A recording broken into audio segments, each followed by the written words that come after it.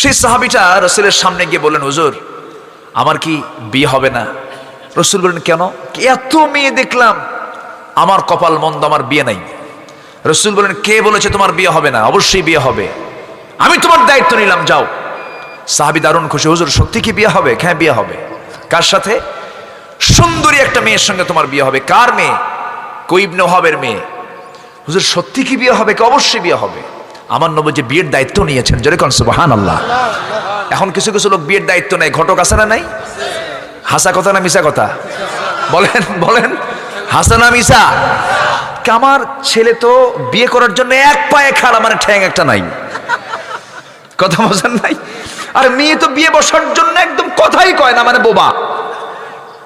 এরকম মিথ্যা কথা বলে ঘটকি করে, এরকম আছে না নাই? লিমা তাকুলুনা মা লা তাফআলুন, এগুলো করা যাবে না। রাসূল তো ঘটক ছিলেন। আমার নবীজি বলেন, যাও।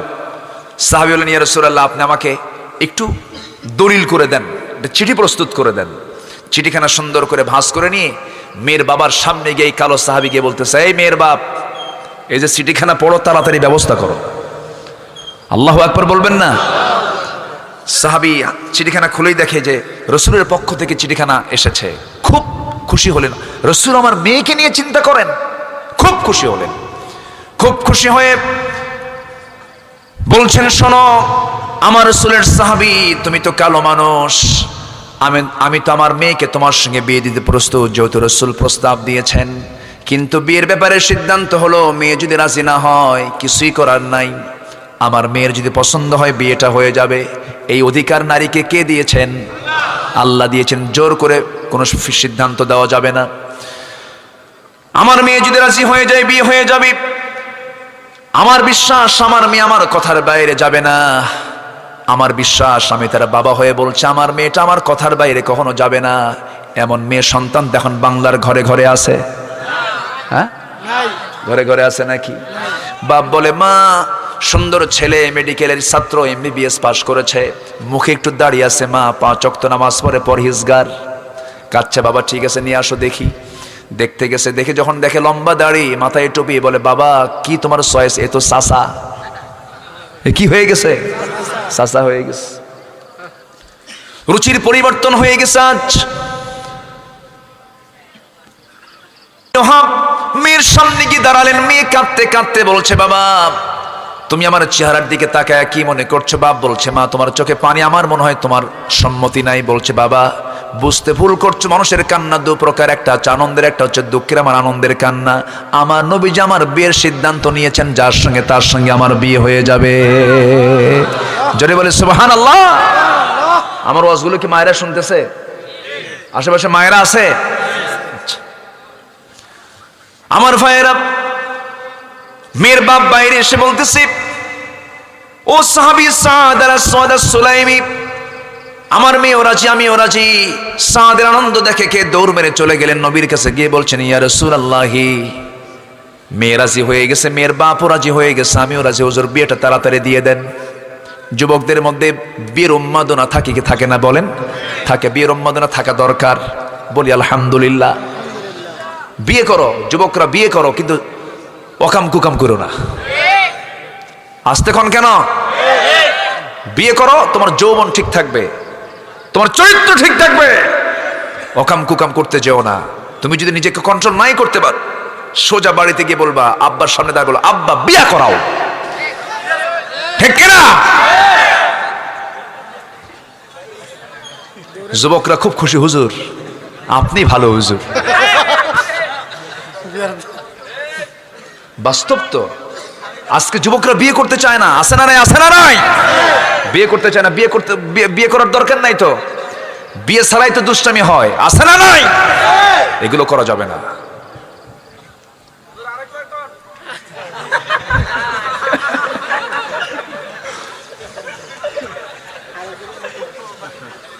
কষ্ট দিচ্ছি মনে হয় আপনাদের নাকি? সাহাবীর কথা বলতেছি তো। সাহাবী বলতেছে, হুজুর তাড়াতাড়ি বিয়ে দেন। সব রাজি হয়ে গেছে। রাসূল বললেন, টাকা আছে? হুজুর টাকা পাবেন কোথায়? টাকার দায়িত্ব আমার দিলে আমার জীবনে বিয়ে হবে না। তাহলে বিয়ে করবা কেমনে? হুজুর সব দায়িত্ব যখন আপনি নিলেন, আপনি বিয়েটা দেন, আপনি টাকাটা দেন। আমার নবীজি বললেন ঠিক আছে সাহাবী তুমি একটু থামো, আমি চিন্তা করি। ধনী সাহাবী দুজনকে খুঁজলেন। একটা জামাই আছে নবীজির, কে কে বলেন বলেন, ধনী জামাই কে, গরিব জামাই কে? দেখেন নবীজির জামাই কিন্তু দুটো ছিল, একটা গরিব আর এটা কি। আর আমরা শুধু কি খুঁজি, কি খুঁজি আমরা? ধনীর দিকে দৌড় মারি, গরিবের কোনো খবর নাই। আমার নবীজি ওসমানকে ডাক দিয়ে বলছেন, ওসমান এইদিকে আসো। ধনীর দাম ইসলামে আছে না নাই? গরিবের দামও ইসলামে আছে না নাই? গরিবকেও গালি দেওয়া যাবে না, ধনীকেও গালি দেওয়া যাবে না। ধনীকে অনেকে গালি দেয় না, ধনীকে গালি দিলে ওসমানকে গালি দেওয়া হয়ে যাবে, ধনীকে গালি দিলে কে গালি দেওয়া হয়ে যাবে, ধনীকে গালি দিলে আম্মা জান খাদিজাকে গালি দেওয়া হয়ে যাবে। তারা সবাই কি ছিলেন? ধনী ছিলেন। এই হঠাৎ করে আবার কি শুরু হলো? থামেন, আমার দিকে তাকান। আমার নবীজি বললেন, ওসমান 200 দিরহাম দাও। নোমান তুমি 200 দিরহাম দাও। কয়শো দিরহাম হলো? 400 দিরহাম নিয়ে রাসূল বললেন, সাদ যাও বিয়ের বাজার করে আনো, আগামীকালকে বিয়ে হবে তোমার। বিয়ের বাজার করতে গেছেন, এক মুজাহিদ এসে বলতেছে, সাদ বিয়ের পিড়িতে বসতেছো, তুমি কি জানো জিহাদের ডাক এসেছে, জিহাদের ডাক এসেছে। ইন্নাল্লাহা ইউহিব্বুল্লাযীনা ইউকাতিলুনা ফি সাবিলিহি সাফফান কান্নাহুম বুনিয়ানুম মারসুস। যুদ্ধের ডাক এসেছে। সাহাবী বিয়ের বাজার বন্ধ করে ঘোড়া কিনলেন, তরবারি কিনলেন। আল্লাহ কাকে ভালোবাসেন? কাকে ভালোবাসেন? যারা আল্লাহর পথে সীসা ঢালা প্রাচীরের মতো কাতারবদ্ধ হয়ে আল্লাহর পথে সংগ্রাম করে। মনে মনে চিন্তা করলেন, বিয়ের সুযোগ জীবনে বারবার আসতে পারে, কিন্তু জিহাদের ডাক আমার কানে আর জীবনে নাও আসতে পারে। এটাকে তিনি প্রাধান্য দিয়ে তিনি আল্লাহর পথে সংগ্রামে ঝাঁপিয়ে পড়লেন। ঘোড়া কিনলেন, তরবারি কিনলেন। দুনিয়া থেকে চিরতর এক পর্যায়ে তিনি বিদায় নিয়ে নিলেন। যুদ্ধ করতে করতে শাহাদত বরণ করলেন, শহীদ হয়ে গেলেন। আল্লাহ রাব্বুল আলামিন তাকে শাহাদাতের সম্মান মর্যাদা দিয়ে দিলেন। নবীর কানে সংবাদ চলে এলো, ইয়া রাসূলুল্লাহ সাদের তো মৃত্যু হয়েছে, শাহাদত বরণ হয়েছে। কোন সাদ? যে সাদের বিয়ের গতকালকে ছিল। আমার নবীজি দৌড় মেরে সাদকে দেখার জন্য সামনে চলে গেলেন। গিয়ে দেখেন মাথাটা এক জায়গায় পড়ে আছে, চুলগুলো উস্কো খুস্কো হয়ে আছে, রক্তাক্ত হয়ে আছে, হাত কাটা পা কাটা। আমার নবীজি ওই চেহারার দিকে তাকায়া নবীজি একবার মুস্কি মুস্কি হাসেন, একবার কান্নায় ভেঙে পড়েন। সাহাবে কেরাম বলছেন, ইয়া রাসূলুল্লাহ এমনটা আচরণ তো আমরা কখনো আপনার দ্বারা আমরা লক্ষ্য করি নাই। আপনি তেমনটা আচরণ কখনো করেন না, একবার হাসেন একবার কাঁদেন, এর কারণটা কি? আমার নবীজি বলছেন, কাঁদতেছি এজন্য সাদের জন্য সকল আয়োজন আমি সম্পূর্ণ করলাম, কিন্তু আমার সাদ দুনিয়ার জিন্দেগিতে বিয়ে শাদী সম্পূর্ণ করতে পারলো না। আর আমি হাসতেছি এই জন্য আমার সাদ দুনিয়া থেকে বিদায় হওয়ার সঙ্গে সঙ্গে জান্নাতের হুররা তাকে টানাটানি করে বেহেশতের দিকে নিয়ে চলে যেতেছে। কয় কালো বলেন? 3 কালো। আমার ভাইয়েরা, নবীজি বলেন, সাহাবীরা আমার সাদের জানাজার আয়োজন তোমরা করো, সাদের জানাজা আমি পড়াবো। আমার নবীজি জানাজা সম্পূর্ণ করলেন। এরপরে বলছেন, ও সাহাবীরা মক্কার সবচেয়ে সুন্দরী মেয়েটার সঙ্গে যার বিয়ের কথা ছিল সেই সুন্দরী মহিলাটাকে আমার পাশে নিয়ে আসো। নিয়ে আসা হলো। রাসূল বলছেন, ও মহিহুরে মদিনা, ও মদিনার সুন্দরী নারী, আজকে যদি আমার প্রিয় সাহাবী সাদ বেঁচে থাকতো অবশ্যই তোমার সঙ্গে তার বিয়ে হয়ে যেত, তুমি খুব ধন্য হতে। কিন্তু আমার সাদ তো বিয়ের বাজার করতে পারে নাই, সে করেছে জান্নাতের বাজার, সে জান্নাতের মেহমান হয়ে গেছে। এই যে ঘোড়ার তরবারি সে দুনিয়াতে রেখে গেল, এই 2টা জিনিস আমি তার পক্ষ থেকে আমি তোমাকে স্মৃতিস্বরূপ দান করে দিলাম। যেরকম সুবহানাল্লাহ। আমার ভাইয়েরা, এই সাহাবী শেষ পর্যন্ত আল্লাহর প্রিয় বান্দা হওয়ার জন্য ইন্নাল্লাহা ইউহিব্বুল্লাযীনা ইউকাতিলুনা ফি সাবিলিহি সাফফান কান্নাহুম বুনিয়ানুম মারসুস, এই আয়াতের হক আদায় করে দুনিয়া থেকে বিদায় নিলেন। জোরে বলি সুবহানাল্লাহ। আমার নবীজি একদিন বয়ান করছিলেন সাহাবীদের মাঝে। হঠাৎ করে সামনে থেকে এক সাহাবী বলছেন, ইয়া রাসূলুল্লাহ আমার কিছু ওয়াজ আপনাকে আজকে শুনতে হবে।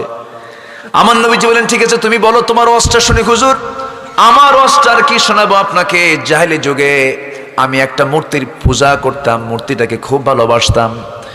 ওই মূর্তিটাকে নিয়ে আমি বুকে রাখতাম, পিঠে রাখতাম, মাথায় তুলে রাখতাম, এত সম্মান শ্রদ্ধা ভক্তি করতাম, বিশ্বাস করতাম। কিন্তু একদিন আমি কোন একটা সফরে গেলাম, সেই মূর্তিটাকে করলাম কি আমার প্রকৃতির কাজে সাড়া দেবার জন্য মূর্তি তো সাথে নেওয়া যায় না। আমি মূর্তিটাকে উঁচু জায়গায় রেখে দিলাম। উঁচু জায়গায় রেখে দিয়ে আস্তে করে আমি আড়ালে চলে গেলাম। শৌচকার্য কমপ্লিট করলাম। শৌচকার্য কমপ্লিট করে সে দেখি আমার সেই শ্রদ্ধার মূর্তির মাথা থেকে পা পর্যন্ত পুরাটাই পানি দিয়ে ভেজা।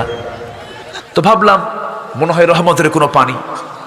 এই চিন্তা মাথায় নিয়ে আমি আমার জিহ্বাটা দিয়ে লেহন করলাম, একটু চাটলাম, দেখি যে আমতা আমতা গন্ধ। আমার নবীজি মুস্কি মুস্কি হাসি দিলেন। সুবহানাল্লাহ বলবেন না? তাহলে এর মধ্যে এই কথাগুলোর মধ্যে কিছু শিক্ষা আছে না নাই? আচ্ছা, রাসূল শুনতেছেন কথাগুলো। আমার নবীজি বললেন, তারপরে কি করলা হুজুর? এমন দুর্গন্ধ, সামনের দিকে তাকায় দেখি কুত্তা লেজ গুটায় গুটায় যাচ্ছে। তো ভাবলাম তো এই কুত্তাই তো কাম সারছে।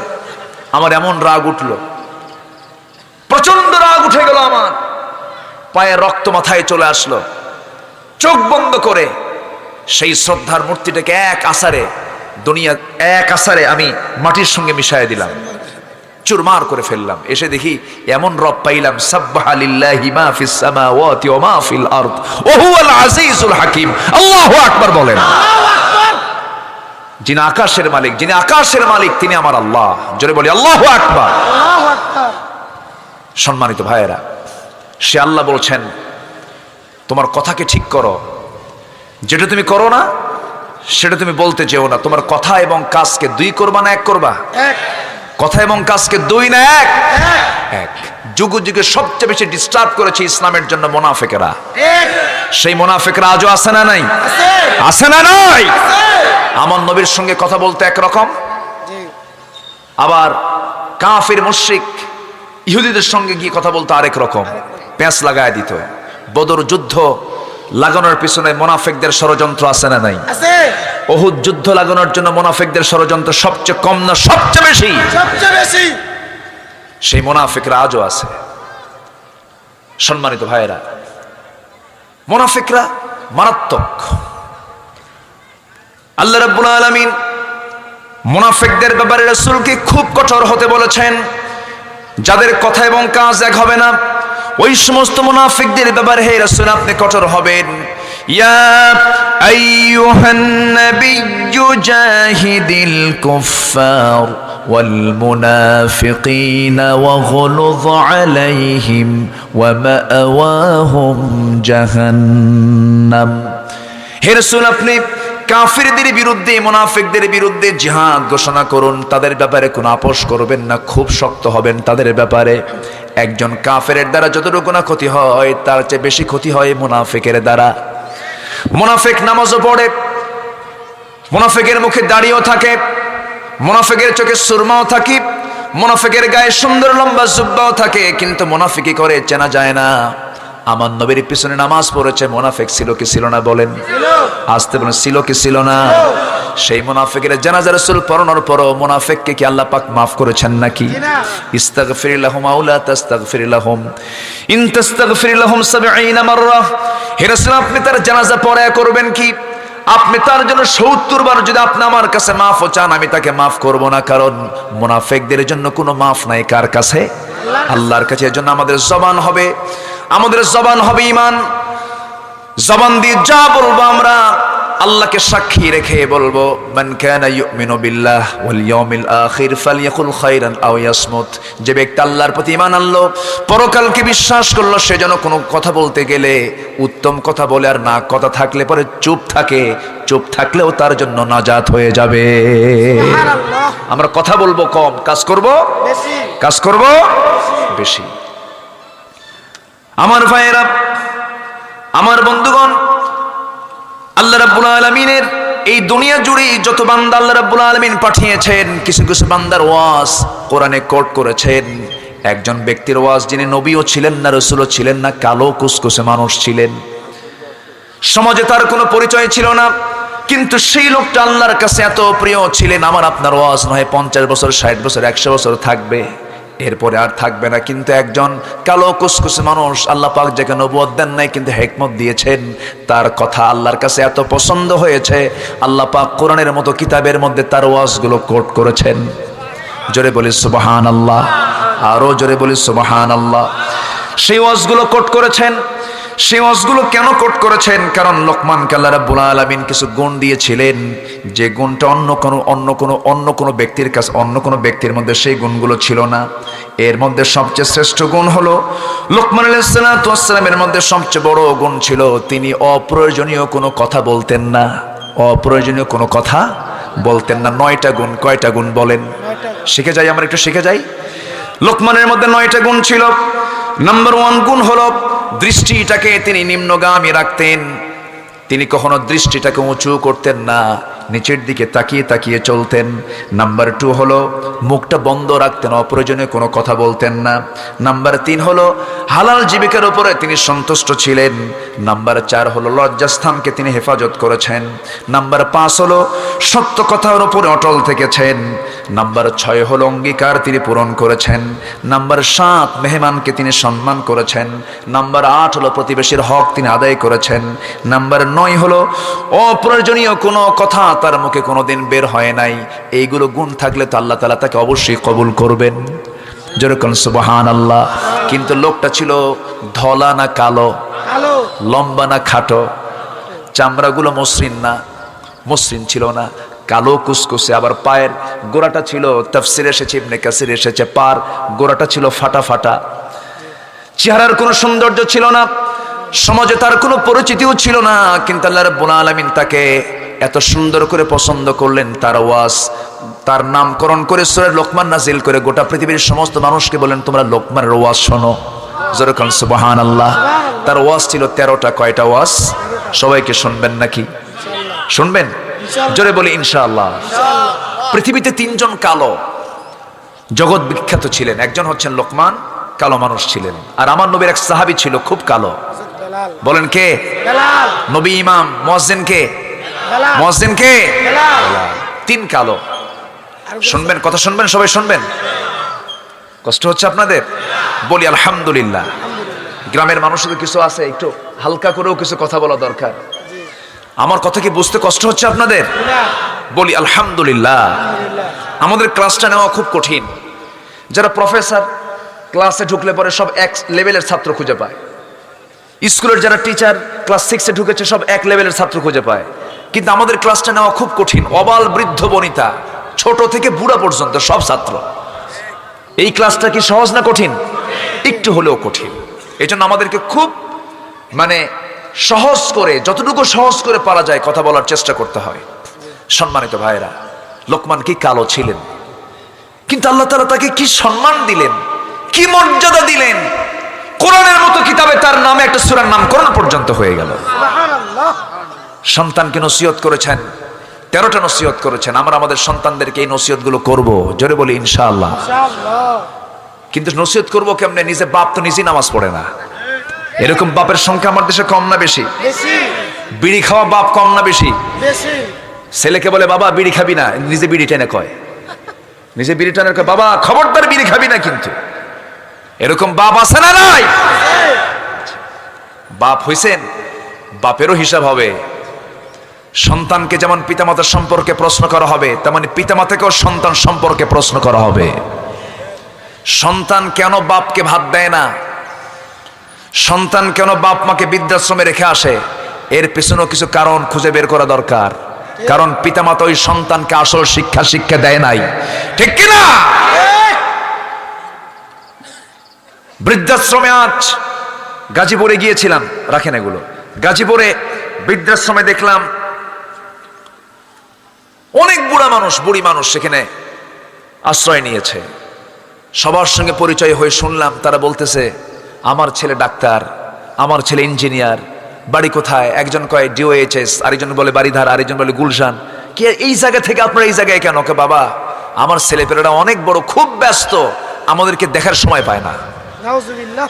যে জ্ঞানের মধ্য দিয়ে বাপ মাকে দেখার সময় পাওয়া যায় না, ওই জ্ঞান দিয়ে জান্নাত পাওয়া যাবে না মুসলমান।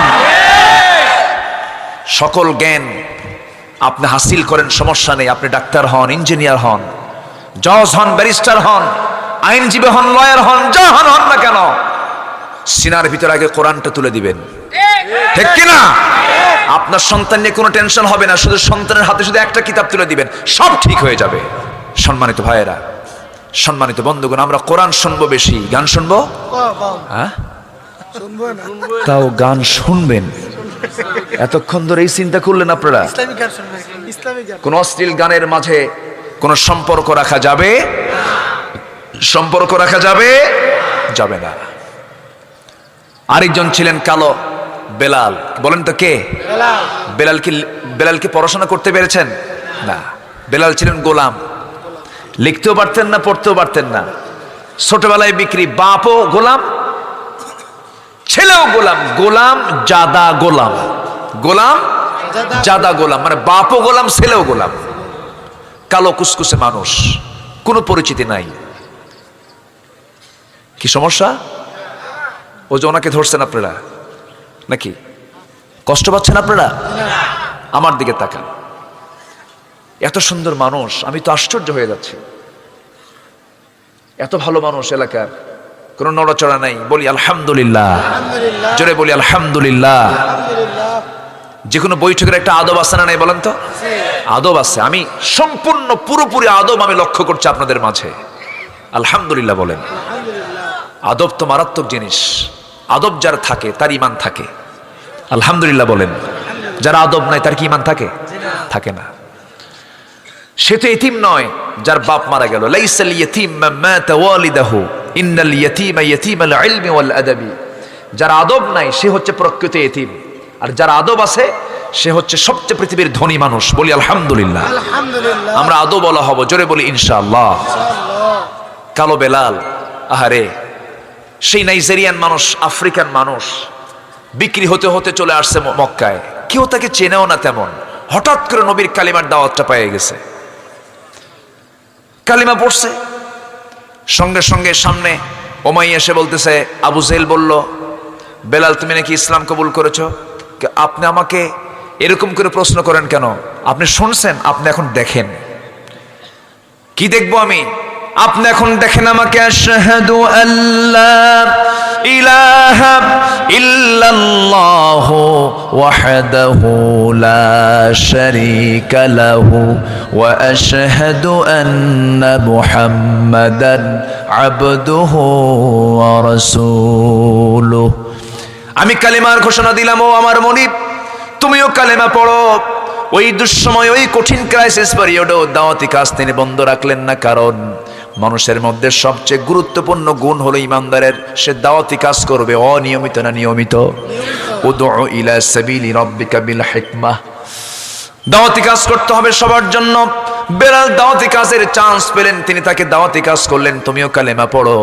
উমাইয়া বলছে, তুই কি জানিস আমি তোর এইটার জবাব কি দিতে পারি? বেলাল মুসকে মুসকে হাসি মেরে বলেন, আমি আমার জীবনকে উৎসর্গ করে দিয়েছি ইসলামের জন্য, দ্বীনের জন্য। লোকটা কালো, লোকটা কালো মানুষ, কোনো পরিচিতি নাই তেমন, কিন্তু আল্লাহর কাছে এগুলো তো যাবে না, বাহ্যিক কোনো সুন্নাত যাবে না। ইন্না আকরামাকুম ইনদাল্লাহি আতকাকুম। আল্লাহর কাছে সেই লোকটাই সবচেয়ে বেশি দামি যে সবচেয়ে বেশি ভয় করে কাকে? আল্লাহকে ভয় করে। গণভবনের সামনে,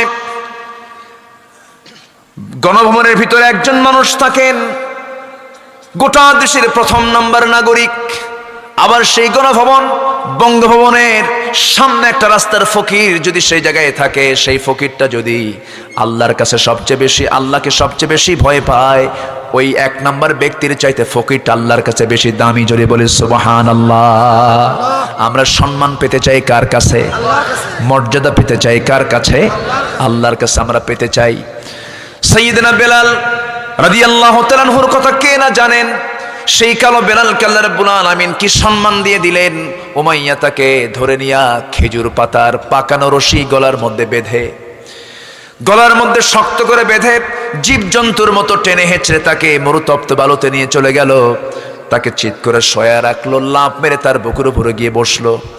বেলালের মুখ থেকে কোনো কথা নাই, শুধু একটাই সূরা তিনি বারবার পড়ছেন। যারা পারেন সঙ্গে পড়ুন, কুল হুয়াল্লাহু আহাদ আল্লাহুস সামাদ লাম ইয়ালিদ ওয়া লাম ইউলাদ ওয়া লাম ইয়াকুল লাহু কুফুয়ান আহাদ। আহাদ আহাদ বারবার করে যখন বলছিলেন, উমাইয়ার সহ্য হলো না। উমাইয়া করলো কি, রাগের ঠালায় মুখের মধ্যে বাম হাত ঢুকায় দিয়া জিব্বা টান মেরে বের করে জিব্বার ভিতরে বাবলা গাছের কাটা যখন ঢুকায় দিল, ফিঙ্কি দিয়ে রক্ত বের হয়ে গেল। এবার বলা হলো, বেলাল রে, জিব্বা বন্ধ করলাম, আল্লাহর নাম নিবি কেমনে, আল্লাহর জিকির করবি কেমনে? এই কথা বলার সঙ্গে সঙ্গে বেলাল অকুত ভয় সৈনিকের মতো নখটা কোনো মতো উঁচু করে বলছেন, তুই আমার জিব্বা বন্ধ করলে হবে কি, আমি আমার আল্লাহর নামটা আমার দিলের মধ্যে অঙ্কন করে নিয়েছি। وَأَمَّا مَنْ خَافَ مَقَامَ رَبِّهِ وَنَهَى النَّفْسَ عَنِ الْهَوَى فَإِنَّ الْجَنَّةَ هِيَ الْمَأْوَى। যারা দিলের মাকামে আল্লাহর নাম অঙ্কন হয়ে যায়, তার ঠিকানা জান্নাতে মাওয়া হয়ে যায়। বেলাল এইদিকে চরমাহত হয়ে পড়ে আছেন, মরা মরা ভাব। নবীর কানে সংবাদ চলে গেছে, আবু জেহেল তখন মক্কা চালায়। মক্কার সিটি মেয়র আবু জেহেল চতুর্দিকে সন্ত্রাসী কর্মকাণ্ড চালাচ্ছে। আমার নবীজির দাওয়াতের দিনকে বন্ধ করে দিয়েছে, দলীয় নিবন্ধনকে আউট করে দিয়েছে, সাহাবায়ে কেরামকে যেখানেই পায় সেখানেই পিটায়। আমার নবীজি বের হতে পারছেন না। এমন সময় আমার নবীর কানে যখন চলে গেল, উমাইয়ার গোলাম বেলালকে মারতে মারতে রক্তাক্ত করে মেরে ফেলার প্রক্রিয়া শুরু হয়েছে। সঙ্গে সঙ্গে রাসূল বলছেন, আবু বকর, তুমি আমার 3 বছরের ছোট, আমি তোমার ছোট্টবেলার বন্ধু। আবু বকর, আল্লাহ তোমাকে প্রচুর সম্পদের মালিক বানিয়েছেন, যত টাকা লাগে আমার বেলালকে মুক্ত করে আনো, আমার কালো বেলালকে মুক্ত করে আনো।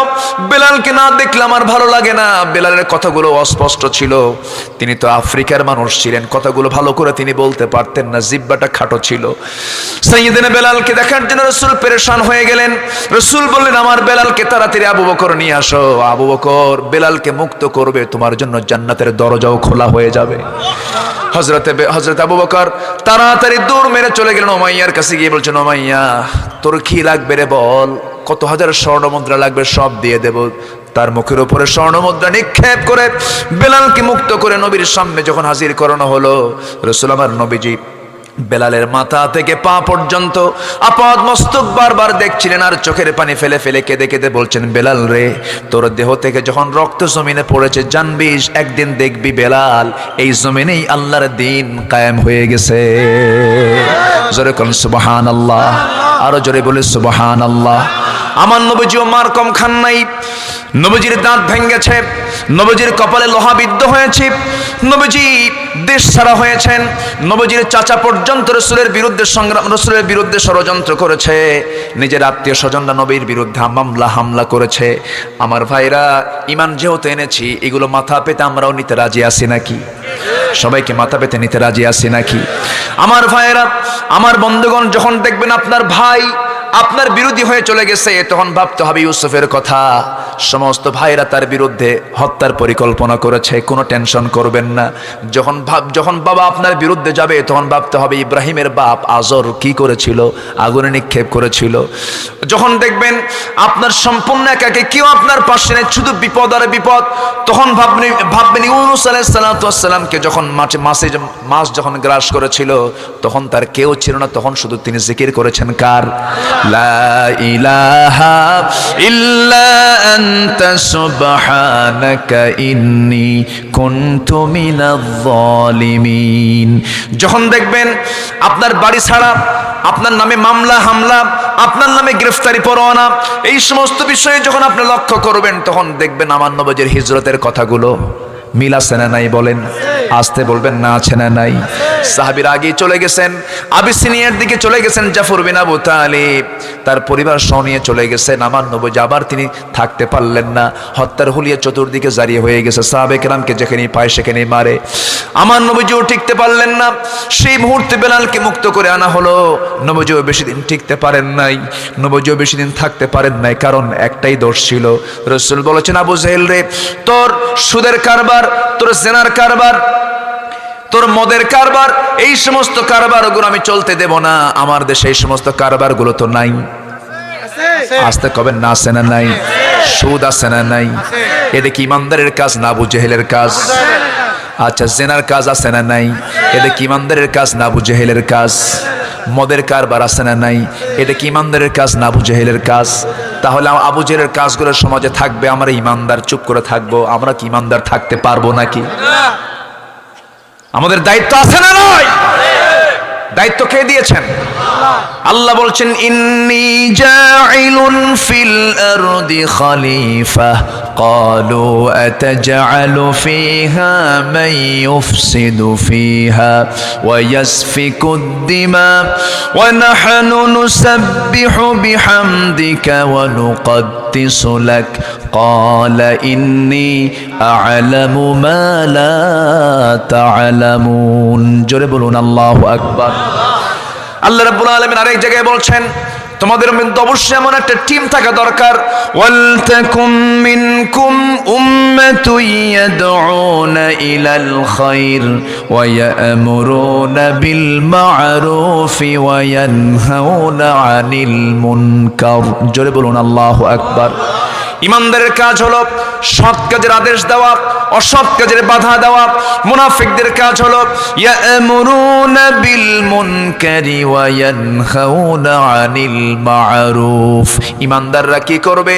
ওয়াল মুমিনুনা ওয়াল মুমিনাতু বা'দুহুম আউলিয়াউ বা'দ ইয়ামুরুনা বিল মা'রুফি ওয়া ইয়ানহাউনা আনিল মুনকার ওয়া ইউকিমুনা আস-সালাতা ওয়া ইউতুনা আজ-যাকাতা ওয়া ইউতিউনা আল্লাহ ওয়া রাসূলাহু। জোরে বলুন আল্লাহু আকবার। আমার বন্ধুগণ, আমার ভাইয়েরা, তাহলে আমরা যে আয়াত থেকে আজকে আলোচনা শুনতেছি, এই আয়াতের 1 নাম্বার কথা হলো তোমাদের জবানটা তোমরা ঠিক করে ফেলো, তোমরা ইমানদার হবে। জবান ঠিক না থাকলে তোমরা কি হয়ে যাবে? মুনাফিক হয়ে যাবে। কাবুরা মাকতান ইনদাল্লাহ আন তাকুলু মা লা তাফআলুন। আল্লাহর কাছে সবচেয়ে বড় অপরাধ হলো এই অপরাধ। এই কাজটা আমরা করব না। এরপর আল্লাহ রাব্বুল আলামিন 4 নম্বর আয়াতে বলছেন, সুন্দর করে বলছেন, শোনো আমার ভালোবাসার মানুষগুলো, ভালোবাসার বান্দাগুলো কারা একটু শোনো। মোট 8 শ্রেণীকে আমি আল্লাহ ভালোবাসি। কয় শ্রেণী বলেন? 8 শ্রেণী। আমি একটাও কি বলেছি নাকি? একটাও কিন্তু এই পর্যন্ত বলি না। আমরা এটা শুনে যাব, জোরে বলি ইনশাআল্লাহ। আল্লাহ বলছেন ইন্নাল্লাহা ইউহিব্বুল্লাযীনা ইউকাতিলুনা ফি সাবিলিহি সাফফান কাআন্নাহুম বুনয়ানুম মারসুস। সূরার নাম কি? সূরার নাম কি? এই আয়াতের মধ্যে সফফান শব্দটা আছে না নাই? এই 4 নম্বর আয়াত থেকে সূরার নামকরণ করা হয়েছে সূরা সফ। সূরাটা মাদানী সূরা। সূরাটা কি সূরা? মাদানী সূরা। আমার ভাইয়েরা, আল্লাহ রাব্বুল আলামিন সুন্দর করে বান্দাকে ডাক দিয়ে বলছেন, নিঃসন্দেহে আমি আল্লাহ রাব্বুল আলামিন সেই সমস্ত বান্দাদের কি ভালোবাসি যারা আল্লাহর পথে সীসাঢালা প্রাচীরের মতো একতাবদ্ধ হয়ে বাতিলদের বিরুদ্ধে মোকাবেলা করে। মারসুস শব্দটা এসেছে, রসাস একটা ধাতু, রসাস একটা পদার্থ, সীসা, হাদিদ এটাও একটা পদার্থ। হাদিদ মানে হলো লোহা, রসাস মানে হলো সীসা। সীসা আর লোহার মধ্যে তফাৎ হলো এই যেটা হলো সীসা, সীসার কাজ হলো সীসার এক প্রান্তে তাপ লাগলে পরে অপর প্রান্তে তাপ সমানভাবে বিকিরণ হয়ে যায়। লোহার এক প্রান্তে যদি তাপ লেগে যায় অপর প্রান্তে সমান তাপ হয় না। দেখবেন কিছু কিছু কামাররা এক পাশে হাত দিয়ে ধরে অপর পাশে গরম করে, আসে না নাই? কিন্তু সীসা কিন্তু এরকম হয় না। আল্লাহ রাব্বুল আলামিন সীসার সঙ্গে এক্সাম্পল না দিয়ে আল্লাহ রাব্বুল আলামিন আল্লাহ তাআলার লোহার সঙ্গে এক্সাম্পল না দিয়ে সীসার সঙ্গে এক্সাম্পল দিয়ে জন্য দিলেন তোমরা সীসা ঢালা প্রাচীরের মতো কাতারবদ্ধ হয়ে যাবে, সারিবদ্ধ হয়ে আল্লাহর জমিনের দিন কায়েমের জন্য তোমরা সংগ্রাম করবে। এর মধ্যে তোমার মতপার্থক্য সৃষ্টি করবে না। এই জন্য বললেন, কোন মুসলমানের একটা পশমের যদি কেউ ক্ষতি করতে আসে, লক্ষ লক্ষ মুসলমান সেই মুসলমানের পক্ষে তারা দাঁড়িয়ে যাবে। ঠিক কিনা? গোটা মুসলিম একটা দেহের মতো, একটা দেহের কোনায় চিমটি কাটলে যেমন টের পাওয়া যায়, কোন মুসলমানের রক্ত জীবন নিয়ে কেউ খেলতে লাগলে সবাই মিলে তার মোকাবেলা করে ইমানি দায়িত্ব মুসলমান। কিন্তু আজ একটি একটি করে প্রাণ চলে যাচ্ছে, আমরা চুপ মেরে আছি। ভাববেন না আপনিও নিরাপত্তা নিয়ে থাকবেন। মুসলিমের পক্ষে কথা বলার দরকার আমাদের আছে না নাই? আসতে বলবেন না, আছে না নাই? আল্লাহ তুমি সবাইকে হকপন্থীদের অন্তর্ভুক্ত করে দাও। জোরে বলি আমিন। আমাদের সবাইকে দ্বীনের জন্য কবুল করে নাও। জোরে বলি আমিন। আল্লাহ তাআলা কয় শ্রেণীকে ভালোবাসেন? এর মধ্যে একটা শ্রেণী আমরা শুনলাম, সেটা হচ্ছে যারা আল্লাহর পথে সংগ্রাম করে সীসাঢালা প্রাচীরের মতো কাতারবদ্ধ হয়ে, আল্লাহ তাদেরকে ভালোবাসেন। আল্লাহ তুমি এই কাতারে আমাদেরকে অন্তর্ভুক্ত করে নাও, জোরে বলে আমিন। আচ্ছা, নাম্বার 2 হলো যারা ইহসানকারী, যারা কি বলেন ইহসানকারী, যাদের মধ্যে ইহসান আছে, মানে দয়া আছে, মায়া আছে, মমতা আছে। আপনি মাফ করবেন, আল্লাহ আপনাকে মাফ করবেন। আপনি কঠোর হবেন, আল্লাহ আপনার প্রতি কঠোর হবেন। ওয়া আহসিনু ইন্নাল্লাহা ইউহিব্বুল মুহসিনিন। ইহসান করো, আল্লাহ মুহসিনদেরকে খুব ভালোবাসেন। জোরে বলি সুবহানাল্লাহ। আরেক জায়গায় আসছে والذين ينفقون في السراء والضراء والكاظمين الغيظ والعافين عن الناس والله يحب المحسنين। জোরে বলুন আল্লাহু আকবার। কষ্ট পাচ্ছেন আপনারা? আমি যে আয়াতগুলো বলতেছি বিরক্ত হচ্ছেন না তো? আর না এরকম মনে করতে হুজুর আমরা বাংলা জানি, আরবি তো বুঝি না, এত আরবি কোন কেন? এরকম শ্রোতাও কিন্তু আছে। উত্তরবঙ্গে মাহফিলে গেলে, উত্তরবঙ্গের মাহফিলগুলো ধরেন বিশেষ করে রংপুর, কুড়িগ্রাম, ঠাকুরগাঁর ওইদিকে যদি আপনি বেশি আয়াত বলেন, তখন মাঝে মাঝে আমার এরকম রেকর্ডার আসছে, সামনে শ্রোতা হুজুর একটু বাংলা খন। কি কথা বুঝতেছেন কি আপনারা? এরকম আছেন। কোরআন তো আর বাংলা না, কোরআন কি? কোরআনটা কি? আরবি। আর দক্ষিণবঙ্গ তো আলেমদের ডিপো, আলহামদুলিল্লাহ বলবেন না? সবচেয়ে বেশি আলেম কোন জেলায়? ভালো করে কোন, খালি কুমিল্লা কুমিল্লা করে। হ্যাঁ, চট্টগ্রাম। আচ্ছা, যাই হোক, বিভাগটা আছে তো নাকি? এই বিভাগই তো নাকি? যাক, আমি আর কোনো কিছু ইন্ডিকেট করলাম না। তবে যতটুকু জানি যে গোটা দেশে আলেমদের নেতৃত্ব দেয় মোটামুটি নোয়াখালী। বলি আলহামদুলিল্লাহ। বৃহত্তর নোয়াখালীতে আলেম ওলামার সংখ্যা আসতে কোন কেন একটু বেশি, আলেমদের সংখ্যা একটু বেশি। কুমিল্লা কম না, কুমিল্লা তো, কুমিল্লার সঙ্গী তো নোয়াখালী, তাই না? কুমিল্লা আছে যেখানে, নোয়াখালী তো পাশাপাশি তো, ভাই। জি, কিন্তু ওই দিকে একটু আলেম ওলামার সংখ্যা একটু বেশি। সোরবাটপারও কিছু আছে, আসতে কোন আছে না? নাই আছে। রসুল আছেন যেখানে, আবু জাহেল সেখানে। আমরা ইহসান করব, দুইটা গুণ আমরা অর্জন করলাম, শিখলাম। একটা হচ্ছে আমরা আল্লাহর পথে সংগ্রাম করব একতাবদ্ধ হয়ে, জোরে বলি ইনশাআল্লাহ। একতার দরকার আছে না নাই? ফাসাদ করব না একতা করব? গন্ডগোল করব না একতা হব? একতা হব, ঐক্যবদ্ধ হব, জোরে বলি ইনশাআল্লাহ। আসেন দোয়া করি নাকি? আচ্ছা, হ্যাঁ হ্যাঁ, এখনো আছে। এই তো কেবল পাইছি, শ্রোতা পাইছি কেবল। বলি আলহামদুলিল্লাহ। এরকম শ্রোতা থাকলে আলোচনা করে একটু মজা পাওয়া যায়। বলি আলহামদুলিল্লাহ। কয় কালো? তিন কালো। বলেন কয় কালো? ওরকম কালো কিন্তু এখানে একটাও নাই, নাই ওরকম কালো এখানে একটাও নাই। এখানকার কালো হলো সুন্দর কালো, আলহামদুলিল্লাহ বলেন।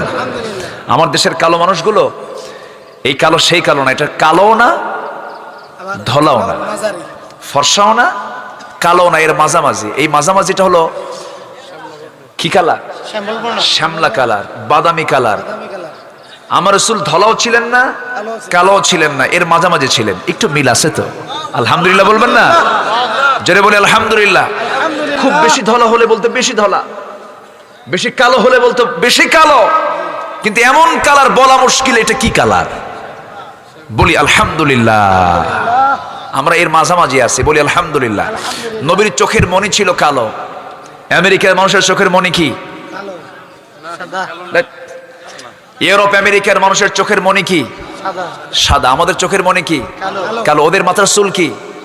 সাদা লাল। আমাদের মাথার চুল কি? কালো। আমার রসুলের চোখের মণিও কালো, আমার রসুলের মাথার চুলও কালো, আমার নবীজির দাড়িও কালো। মিল আছে না নাই? আমাদের কেবলা কোন দিকে? আমার নবীর কেবলা পশ্চিম দিকে। আমার নবীর ঘর কাবা শরীফের পূর্ব পাশে, মানে তার কেবলাও পশ্চিম, আমাদের কেবলাও পশ্চিম। তাহলে কেবলা মিল আছে, চোখ মিল আছে, কালার মিল আছে, হাইট মিল আছে, চোখ মিল আছে, চুল মিল আছে, চরিত্র আসতে কোন কেন? কিন্তু কালো বেলালের চেহারার মিল নাই, কালারে মিল নাই, কিন্তু চরিত্র মিল। আমরা চেহারা মিলাবো না চরিত্র মিলাবো?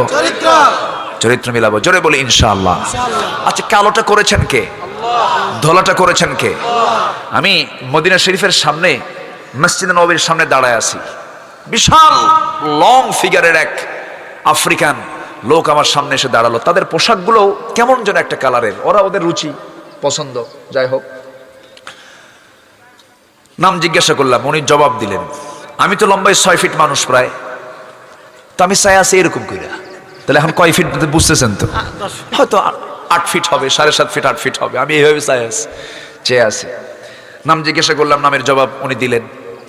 তো আমি ওনাকে একটা প্রশ্ন করলাম, আচ্ছা ভাই, এই যে আপনি কালো, মানে সে যখন হাসি দিচ্ছে তখন শুধু দাঁত শুধু মানে দাঁতটা শুধু বের হয়ে যাচ্ছে। তো আমি তাকে বললাম যে এই যে সামনে দিয়ে আপনার ঘোরাফেরা করতেছে মিশরি মানুষগুলো, ইরানের মানুষগুলো, তারপরে এই সৌদির মানুষগুলো, এরা এত সুন্দর, ফর্সা আমেরিকান মানুষগুলো, এত সুন্দর মানুষগুলো দেখে কি আপনাদের একটু খারাপ লাগে না যে আল্লাহ আমাদের এত কালো বানালো? তো ওনার নখটা, ওই বেচারার নখটা এত মোটা, আমার কবজি আর এর নখ, বুঝলেন? তো এরকম করে নখ উঁচু করে বলতেছে, এগুলো কোনো চেহারা হলো? চেহারা তো আমার, কথা বোঝেন নাই? আল্লাহ ওদের দৈহিক শক্তি দান করেছেন, প্রচন্ড শক্তি। আল্লাহ পাক তাদের কালো, যারা কালো হয় তাদের দেহের শক্তি কম না বেশি? বেশি। সম্মানিত ভাইয়েরা, আল্লাহ সবাইকে ভাগ ভাগ করে দিয়েছেন, কাউকে শক্তি দিয়েছেন, কাউকে চেহারা দিয়েছেন, এক একটা ভাগ ভাগ করে দিয়েছেন। এজন্য সৌন্দর্য নিয়ে কোনো অহংকার করা যাবে না। সৌন্দর্য দিয়েছেন কে? কে দিয়েছেন সৌন্দর্য? আল্লাহ দিয়েছেন। বউটা কালো, বিয়ে করছে নতুন, বউটা কালো হয়েছে, 3 দিন পর কান্দে। এই কান্দ কেন? সুমনের বউটা দেখতে এত সুন্দর, আমার বউটা কেমন হলো রে। দেখছেন, ওর নজর গেছে সুমনের বউয়ের দিকে।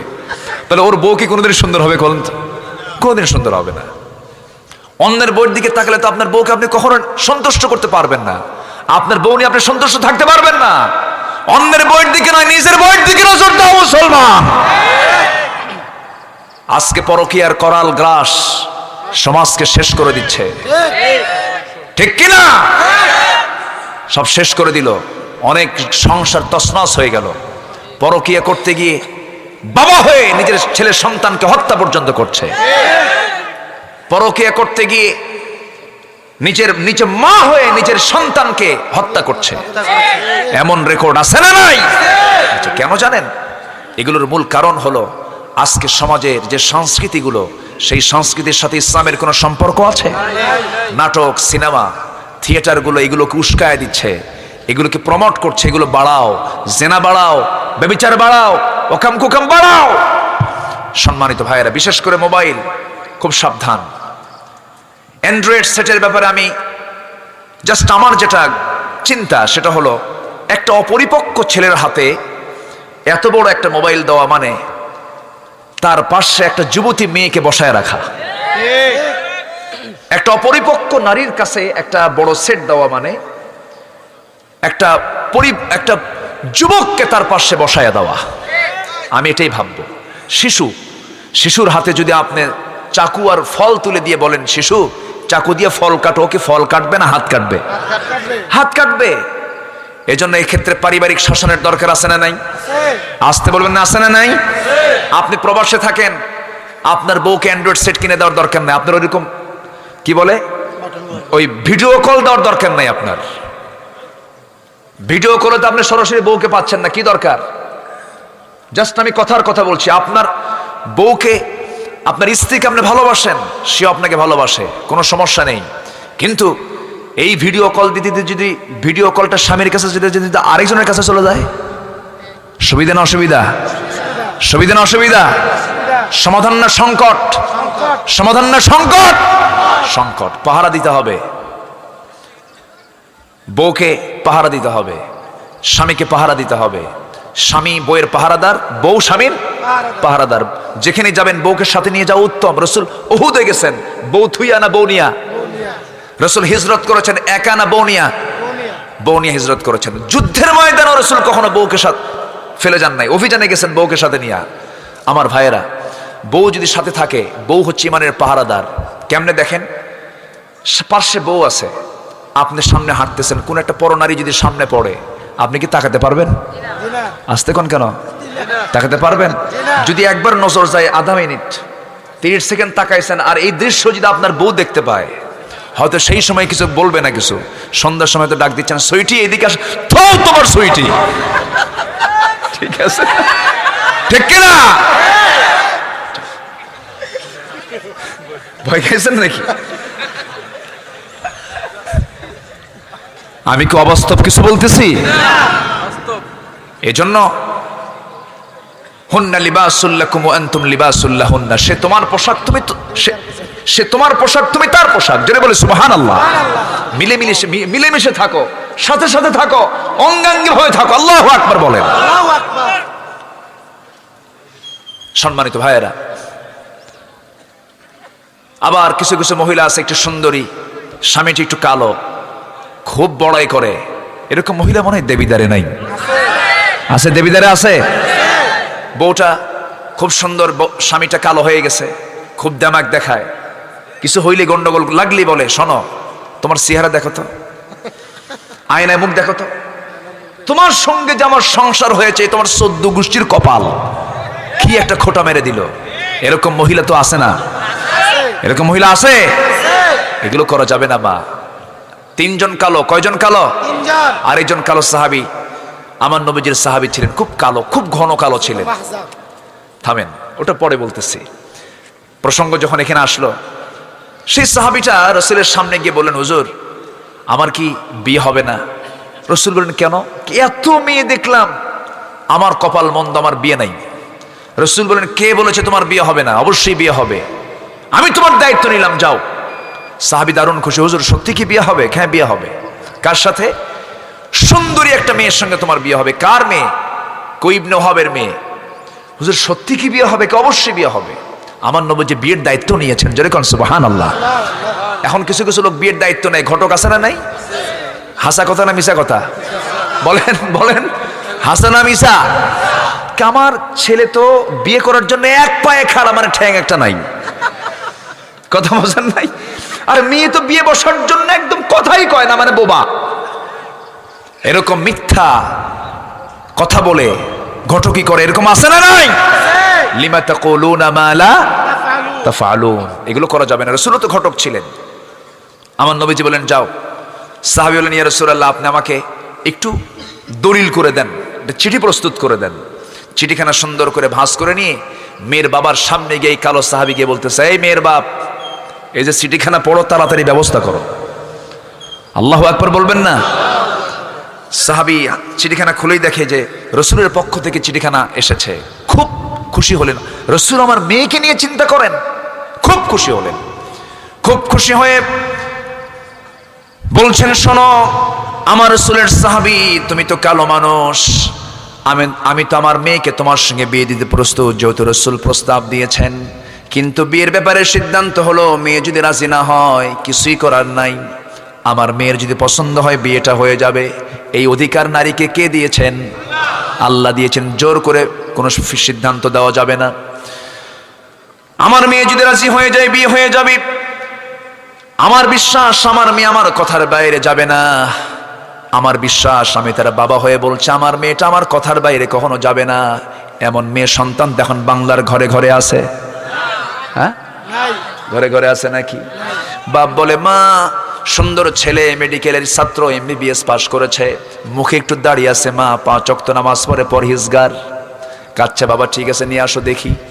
দেখতে গেছে, দেখে যখন দেখে লম্বা দাড়ি, মাথায় টুপি, বলে, বাবা কি তোমার চয়েস? এ তো চাচা। কি হয়ে গেছে? চাচা হয়ে গেছে। রুচির পরিবর্তন হয়ে গেছে। আজ মেয়ের সামনে গিয়ে দাঁড়ালেন। মেয়ে কাঁদতে কাঁদতে বলছে, বাবা তুমি আমার চেহারার দিকে তাকায় কি মনে করছো? বাপ বলছে, মা তোমার চোখে পানি, আমার মনে হয় তোমার সম্মতি নাই। বলছে, বাবা বুঝতে ভুল করছো, মানুষের কান্না 2 প্রকার, একটা হচ্ছে আনন্দের, একটা হচ্ছে দুঃখের। আমার আনন্দের কান্না। আমার নবীজি আমার বিয়ের সিদ্ধান্ত নিয়েছেন, যার সঙ্গে তার সঙ্গে আমার বিয়ে হয়ে যাবে। জোরে বলে সুবহানাল্লাহ। আমার ওয়াজগুলো কি মায়েরা শুনতেছে? আশেপাশে মায়েরা আছে? আমার ভাইয়েরা, মেয়ের বাপ বাইরে এসে বলতেছে, ও সাহাবী সাদ সুলাইমি, আমার মেয়ে রাজি, আমিও রাজি। সাদের আনন্দ দেখে কে দৌড় মেরে চলে গেলেন নবীর কাছে, গিয়ে বলছেন, ইয়া রাসূলুল্লাহ মেয়ে রাজি হয়ে গেছে, মেয়ের বাপও রাজি হয়ে গেছে, আমিও রাজি, হুজুর বিয়েটা তাড়াতাড়ি দিয়ে দেন। যুবকদের মধ্যে বিয়ের উন্মাদনা থাকে কি থাকে না বলেন? থাকে, বিয়ের উন্মাদনা থাকা দরকার। বলি আলহামদুলিল্লাহ। বিয়ে করো যুবকরা, বিয়ে করো, কিন্তু অকাম কুকাম করো না। আসতে ক্ষণ কেন? বিয়ে করো, তোমার যৌবন ঠিক থাকবে, তোমার চরিত্র ঠিক থাকবে, অকাম কুকাম করতে যেও না। তুমি যদি নিজেকে কন্ট্রোল নাই করতে পারো, সোজা বাড়িতে গিয়ে বলবা, আব্বার সামনে দাঁড়িয়ে বলো, আব্বা বিয়ে করাও। ঠিক কিনা? যুবকরা খুব খুশি, হুজুর আপনি ভালো হুজুর। বাস্তব তো, আজকে যুবকরা বিয়ে করতে চায় না, আছে না নাই? আছে না নাই?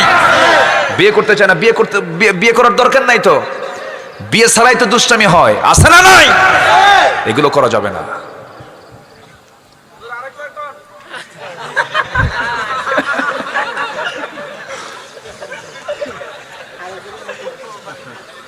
কষ্ট দিচ্ছি মনে হয় আপনাদের নাকি? সাহাবীর কথা বলতেছি তো, সাহাবী বলতেছে হুজুর তাড়াতাড়ি বিয়ে দেন। সব রাজি হয়ে গেছে। রাসূল বললেন টাকা আছে? হুজুর টাকা পাবেন কোথায়? টাকার দায়িত্ব আমার দিলে আমার জীবনে বিয়ে হবে না।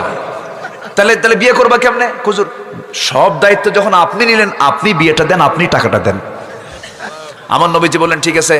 সাহাবী তুমি একটু থামো, আমি চিন্তা করি। ধনী সাহাবী দুজনকে খুঁজলেন। একটা জামাই আছে নবীজির, কে? কে বলেন? ধনী জামাই কে? গরিব জামাই কে? দেখেন নবীজির জামাই কিন্তু দুটো ছিল, একটা গরিব আর এটা কি? আর আমরা শুধু কি খুঁজি? কি খুঁজি আমরা?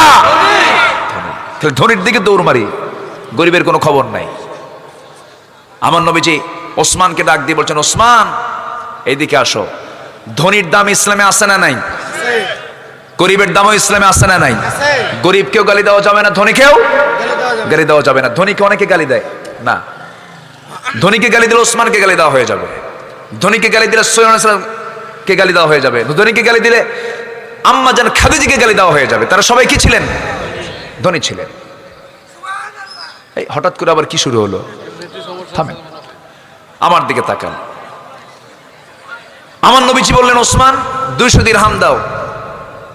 নোমান তুমি 200 দিরহাম দাও। কয়শো দিরহাম হলো? 400 দিরহাম নিয়ে রাসূল বললেন, সাদ যাও বিয়ের বাজার করে আনো, আগামীকালকে বিয়ে হবে তোমার। বিয়ের বাজার করতে গেছেন, এক মুজাহিদ এসে বলতেছে, সাদ বিয়ের পিড়িতে বসতেছো, তুমি কি জানো জিহাদের ডাক এসেছে? জিহাদের ডাক এসেছে। ইন্নাল্লাহা ইউহিব্বুল্লাযীনা ইউকাতিলুনা ফী সাবিলিহি সাফফান কান্নাহুম বুনিয়ানুম মারসুস। যুদ্ধের ডাক এসেছে। সাহাবী বিয়ের বাজার বন্ধ করে ঘোড়া কিনলেন, তরবারি কিনলেন। আল্লাহ কাকে ভালোবাসেন? কাকে ভালোবাসেন? যারা আল্লাহর পথে সীসা ঢালা প্রাচীরের মতো কাতারবদ্ধ হয়ে আল্লাহর পথে সংগ্রাম করে। মনে মনে চিন্তা করলেন, বিয়ের সুযোগ জীবনে বারবার আসতে পারে, কিন্তু জিহাদের ডাক আমার কানে আর জীবনে নাও আসতে পারে। এটাকে তিনি প্রাধান্য দিয়ে তিনি আল্লাহর পথের সংগ্রামে ঝাঁপিয়ে পড়লেন। ঘোড়া কিনলেন, তরবারি কিনলেন। দুনিয়া থেকে চিরতরে এক পর্যায়ে তিনি বিদায় নিয়ে নিলেন। যুদ্ধ করতে করতে শাহাদত বরণ করলেন, শহীদ হয়ে গেলেন। আল্লাহ রাব্বুল আলামিন তাকে শাহাদতের সম্মান মর্যাদা দিয়ে দিলেন। নবীর কানে সংবাদ চলে এলো, ইয়া রাসূলুল্লাহ সাদের তো মৃত্যু হয়েছে, শাহাদত বরণ হয়েছে। কোন সাদ? যে সাদের বিয়ের গতকালকে ছিল। আমার নবীজি দৌড় মেরে সাদকে দেখার জন্য সামনে চলে গেলেন। গিয়ে দেখেন মাথাটা এক জায়গায় পড়ে আছে, চুলগুলো উস্কো খুস্কো হয়ে আছে, রক্তাক্ত হয়ে আছে, হাত কাটা পা কাটা। আমার নবীজি ওই চেহারার দিকে তাকায়া নবীজি একবার মুস্কি হাসেন, একবার কান্নায় ভেঙে পড়েন। সাহাবে কেরাম বলছেন, ইয়া রাসূলুল্লাহ এমনটা আচরণ তো আমরা কখনো আপনার দ্বারা আমরা লক্ষ্য করি নাই। আপনি তেমনটা আচরণ কখনো করেন না, একবার হাসেন একবার কাঁদেন, এর কারণটা কি? আমার নবীজি বলছেন, কাঁদতেছি এজন্য সাদের জন্য সকল আয়োজন আমি সম্পূর্ণ করলাম, কিন্তু আমার সাদ দুনিয়ার জিন্দেগিতে বিয়ে শাদী সম্পূর্ণ করতে পারলো না। আর আমি হাসতেছি এই জন্য আমার সাদ দুনিয়া থেকে বিদায় হওয়ার সঙ্গে সঙ্গে জান্নাতের হুররা তাকে টানাটানি করে বেহেশতের দিকে নিয়ে চলে যেতেছে। কয় কালো বলেন? 3 কালো। আমার ভাইয়েরা, নবীজি বলেন, সাহাবীরা আমার সাদের জানাজার আয়োজন তোমরা করো, সাদের জানাজা আমি পড়াবো। আমার নবী জানাজা সম্পন্ন করলেন। এরপরে বলছেন, ও সাহাবীরা, মক্কার সবচেয়ে সুন্দরী মেয়েটার সঙ্গে যার বিয়ের কথা ছিল সেই সুন্দরী মহিলাটাকে আমার পাশে নিয়ে আসো। নিয়ে আসা হলো। রাসূল বলছেন, ও মহিহুরে মদিনা, ও মদিনার সুন্দরী নারী, আজকে যদি আমার প্রিয় সাহাবী সাদ বেঁচে থাকতো, অবশ্যই তোমার সঙ্গে তার বিয়ে হয়ে যেত, তুমি খুব ধন্য হতে। কিন্তু আমার সাদ তো বিয়ের বাজার করতে পারে নাই, সে করেছে জান্নাতের বাজার, সে জান্নাতের মেহমান হয়ে গেছে। এই যে ঘোড়ার তরবারি সে দুনিয়াতে রেখে গেল, এই দুইটা জিনিস আমি তার পক্ষ থেকে আমি তোমাকে স্মৃতিস্বরূপ দান করে দিলাম। যেরকম সুবহানাল্লাহ। আমার ভাইয়েরা, এই সাহাবী শেষ পর্যন্ত আল্লাহর প্রিয় বান্দা হওয়ার জন্য ইন্নাল্লাহা ইউহিব্বুল্লাযীনা ইউকাতিলুনা ফী সাবিলিহি সাফফান কান্নাহুম বুনিয়ানুম মারসুস, এই আয়াতের হক আদায় করে দুনিয়া থেকে বিদায় নিলেন। জোরে বলে সুবহানাল্লাহ। দুইটা বিষয়ে বলেছে এই পর্যন্ত, আল্লাহ মুহসিনকে ভালোবাসেন, ইহসানকারীকে ভালোবাসেন, আল্লাহ রাহে সংগ্রামকারীকে ভালোবাসেন। নাম্বার 3 হলো যারা ধৈর্যশীল তাদেরকে ভালোবাসেন কে? আসতে বলবেন না, কে? আল্লাহু ইউহিব্বুস সাবিরিন। একটা কমন আয়াত, সবাই বলেন, ইস্তাঈনু বিস-সাবরি ওয়াস-সালাহ ইন্নাল্লাহা মা'আস সাবিরিন। নাম্বার 3 হলো যারা তওবা করে আল্লাহ পাক তাদেরকে দারুণ ভালোবাসেন। ইন্নাল্লাহা ইউহিব্বুত তাওয়াবিন ওয়া ইউহিব্বুল মুতাতাহহিরিন। নাম্বার 5 হলো আল্লাহর প্রতি যারা ভরসা করবে আল্লাহ পাক তাদেরকে ভালোবাসেন। আল্লাহ রাব্বুল আলামিন বলেন, ফাতাওয়াক্কাল আলাল্লাহ ইন্নাল্লাহা ইউহিব্বুল মুতাওয়াক্কিলিন। নাম্বার 6 হলো আল্লাহ রাব্বুল আলামিন ন্যায় বিচারককে ভালোবাসেন। ফাহকুম বাইনাহুম বিল কিসতি ইন্নাল্লাহা ইউহিব্বুল মুকসিতিন। সূরা মায়দা 42 নম্বর আয়াত আল্লাহ রাব্বুল আলামিন বলছেন, আল্লাহ তাআলা ন্যায় বিচারককে দারুণ ভালোবাসেন। ন্যায় বিচারককে আল্লাহ রাব্বুল আলামিন খুব বেশি ভালোবাসেন। আমার বন্ধুগণ, ন্যায় বিচার যদি কেউ না করতে পারে তার বিচারের জমিনেই হয়ে যায়। তার বড় প্রমাণ হলো যারা বিচার করেছে তাদের উপরে আবার 11 বছরের সাজা আসছে। ঠিক কিনা? বিচার হতে হবে ব্যাঠিক না সঠিক? সঠিক বিচার করবে না, তোমারও বিচার হবে জমিনে। সম্মানিত ভাইয়েরা, নাম্বার 7 হলো যারা মুত্তাকি। যারা কি? মুত্তাকি। ইন্নাল্লাহা ইউহিব্বুল মুত্তাকিন। সূরা তাওবার 4 নম্বর আয়াত আল্লাহ রাব্বুল আলামিন একটা অংশ, আল্লাহ তাআলা মুত্তাকিদেরকে খুব ভালোবাসেন। যদি বলি সুবহানাল্লাহ। প্রত্যেকটা আয়াতে ইউহিব্বুন শব্দ আছে না নাই? সব আয়াতে ইউহিব্বুন শব্দ আছে। নাম্বার 8 হলো যারা পবিত্রতা অবলম্বনকারী। যারা কি? পবিত্রতা অবলম্বনকারী, আল্লাহ তাদেরকে খুব ভালোবাসেন। আল্লাহ তাআলা বলছেন, ওয়া ইউহিব্বুল মুতাতাহহিরিন। আল্লাহ তাআলা মুতাতাহহিরিনদেরকে, পবিত্রতা অর্জনকারীকে খুব ভালোবাসেন। আল্লাহ তুমি 8টা গুণকে আমাদের জীবনে বাস্তবায়ন করার তৌফিক দিয়ে দাও। জোরে বলি আমিন। আরো জোরে আমিন। আমি আর কথা বাড়াবো না, যে যেখানে আছি সবাই বসে পড়ি। আমরা চাইবো কার কাছে? এখন আসতে চাইবো কার কাছে? যে যেখানে আছি বসে পড়ি। সুবহানাকাল্লাহুম্মা আশহাদু আল্লা ইলাহা ইল্লা আনতা আস্তাগফিরুকা ওয়া আতুবু ইলাইক। জি, কি দোয়া করবেন না আপনারা? এখানে দোয়া নাই? দোয়া হয় না? আচ্ছা জি, সবাই নামাজের মতো করে তাশাহুদের সূরাতে আমরা সবাই বসে যাই। আমি সবাইকে অসংখ্য ধন্যবাদ জানাচ্ছি। কেউ আলোচনা চলাকালীন অবস্থায় নড়াচড়া করেন নাই, অত্যন্ত ধৈর্যের পরিচয় দিয়ে বসেছিলেন। আল্লাহ তুমি সবার অংশগ্রহণকে তুমি আল্লাহ কবুল করে।